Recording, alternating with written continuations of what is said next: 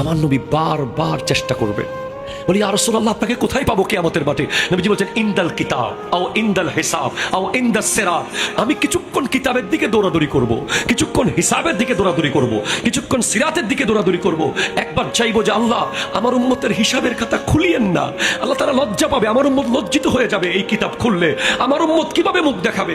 আবার দাড়ি পাল্লার গোড়ায় আমার নবী যাবে, আমার উম্মতের সওয়াবের পাল্লা ভারী করে দেন। আবার পুলসিরাতের গোড়ায় যাবে, আমার নবী ইশারায় ইশারায় উম্মতকে পুলসিরাত পার করিয়ে দেবে।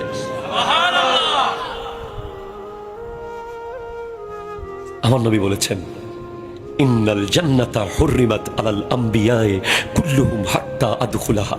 জান্নাত সমস্ত নবীদের উপরে হারাম যতক্ষণ আমি মুহাম্মদ সাল্লাল্লাহু আলাইহি ওয়াসাল্লাম জান্নাতের গেট খুলব না। ওয়া হুররিমাত আলাল উমামে হাত্তা তাদখুলাহা উম্মতি। অন্য সব নবীর উম্মতের উপরেও জান্নাত হারাম থাকবে যতক্ষণ আমার উম্মত জান্নাতে ঢুকবে না।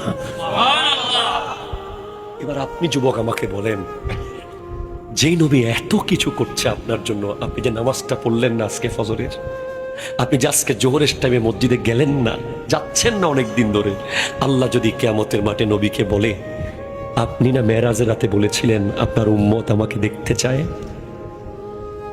সেজন্যই তো আপনাকে নামাজ দিয়েছি, কই এরা তো মসজিদে আসে নাই। ওই নবীকে আমরা লজ্জা দেব? আমরা ওই নবীকে এভাবে কষ্ট দিতে পারি?